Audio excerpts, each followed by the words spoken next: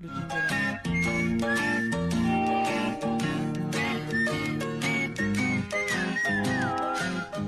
Les anecdotes. Bonsoir à tous. Alors comme vous le savez certainement, il y a quelques jours s'est déroulé l'événement Ma thèse en 180 secondes qui consistait à vulgariser son sujet de thèse en 3 minutes.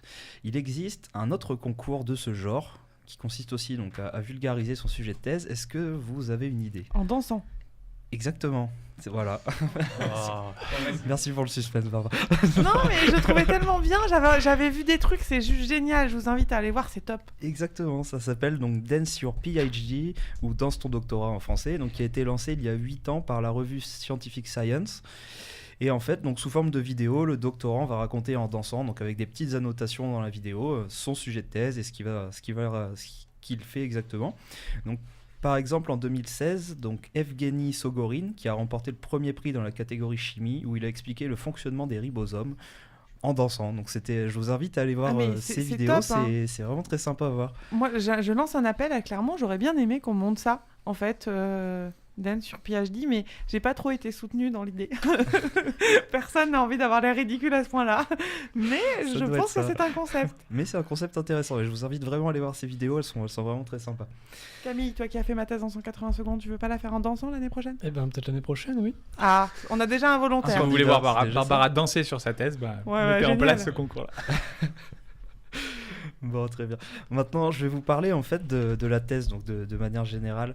Donc alors, on est tous en thèse donc pour démarrer notre carrière professionnelle, donc se spécialiser dans un domaine particulier. Mais je vais vous parler de Jean-Jacques Machuret, qui a obtenu son doctorat donc, de sciences de gestion en juin 2016 pour toute autre raison. D'après vous, laquelle ? Diriger une entreprise ? Non, pas du J'ai cru que j'allais avoir toutes les bonnes réponses ce soir, je suis déçue. Pardon, moi j'étais dissipé. C'est quoi déjà la question ? En sciences de gestion, pourquoi est-ce qu'il a passé sa thèse ? Pourquoi il a En passé sciences sa de thèse ? gestion Il n'a pas fait ça pour se spécialiser dans un domaine, si tu veux. Il a fait ça pour d'autres raisons. Il y avait... Pour séduire une femme. Ah non, ça peut être une idée, mais non, c'est pas ça. Pour avoir une analyse plus poussée de la manière dont était géré l'État, la politique, etc. Non, pas vraiment. Pour faire une analyse de l'ambiance qui règne dans le doctorat en France, ce genre de choses. Non, pas du tout. Donc, pour vous donner un petit indice, donc à 22 ans, il était toujours sans diplôme. Pour prouver que tout le monde pouvait faire une thèse. C'est pas vraiment, mais ça prouve que on peut toujours avoir une thèse, un doctorat plutôt. Ah bah là, je bloque. Bon allez, je vais vous donner la réponse. Donc en fait, il a obtenu sa thèse, donc je vais vous raconter toute l'histoire. Donc à 22 ans, en fait, il a été embauché comme vendeur, donc il n'avait aucun diplôme dans une société automobile. Il était très talentueux, motivé, et il est devenu directeur de la filiale à 40 ans en montant les échelons. Et il a par la suite créé donc une agence pédagogique et démarre une carrière de consultant indépendant, puis d'enseignant. Et en fait, il avait envie de laisser une trace à la fin de sa carrière. Donc en fait, il a décidé, alors qu'il était en retraite, de faire 4 ans de recherche et d'obtenir son doctorat finalement à 72 ans. Donc son doctorat qui portait sur les facteurs de la performance commerciale en formation professionnelle, le cas du néo-formateur consultant. Moi, j'en tire une morale, en fait. C'est que si vous voulez laisser un souvenir de vous, ne faites pas des enfants, faites des thèses. Aussi. Et il faut pas se laisser abattre, on a le temps. On a le choix. Faut pas La gestation s'emballer. est un petit peu plus longue Comme si pour le la CV thèse. était faire les place deux, hein, durable. ceci dit. On peut faire les Les deux deux, sont mais compatibles. une thèse peut être suffisant, voilà. Exactement. Voilà, c'est ça. Donc ensuite, je vais enchaîner en vous parlant de Molly, qui passe un doctorat en sciences alimentaires et sensorielles, et également blogueuse, qui s'est lancé un défi en fait. Donc elle va avoir une alimentation très particulière pendant 1 mois. Donc je sais pas si vous en avez entendu parler, mais d'après vous... Si. Je me rappelle plus, mais je sais que j'ai vu passer le truc. On va manger que du poisson. C'était pas que des pommes ? Ah non, c'est pas des fruits.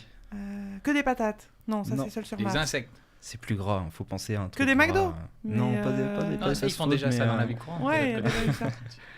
Non, Mais si j'ai je vu vous dis, passer le si je vous truc. dis Italie par exemple, Que des pâtes. Que des pizzas. que des pizzas.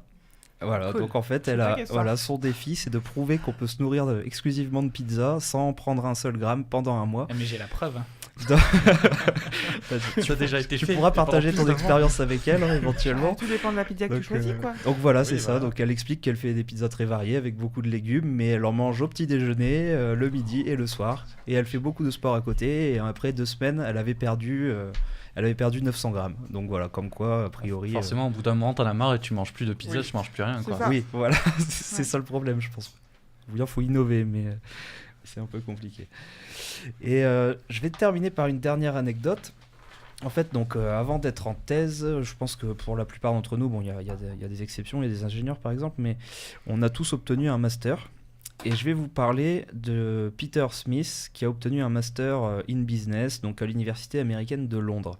Mais il a une particularité, d'après vous, laquelle? Master in business, c'est quoi? C'est qu'il est, Ah, il c'est travaille. c'est le nom de l'intitulé, ah, c'est c'est un master. l'intitulé. Voilà. C'est du management. Un petit indice, c'est vague là. Ouais, là, Un c'est- petit indice. c'est très flou. C'est pas vraiment un homme. Pas du tout un homme. Ah, mais c'est une femme. Ah, c'est un animal. C'est un animal, exactement. Ah bah.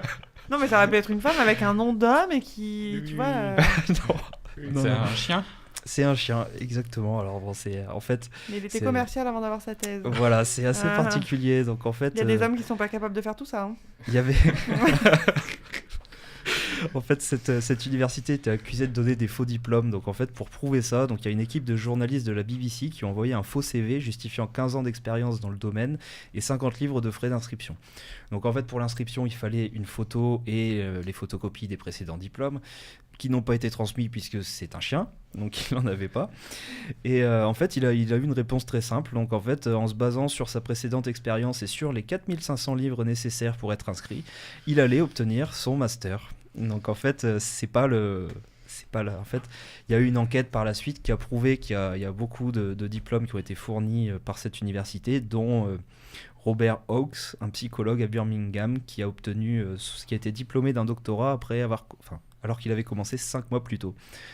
Donc en fait, voilà, ça Ouais. prouve que Donc, si vous voulez il y nous a aider beaucoup à de- soutenir nos thèses, nous lançons un appel aux dons. Donc, vous pouvez sur Doctoverne ou éventuellement même chez moi m'amener, me déposer des sous pour que j'ai enfin mon doctorat. Ça marche? voilà, ça peut marcher. Donc c'est un peu écœurant, mais ça marche aussi. Voilà. Donc c'est tout pour moi. Bah, merci pour tout.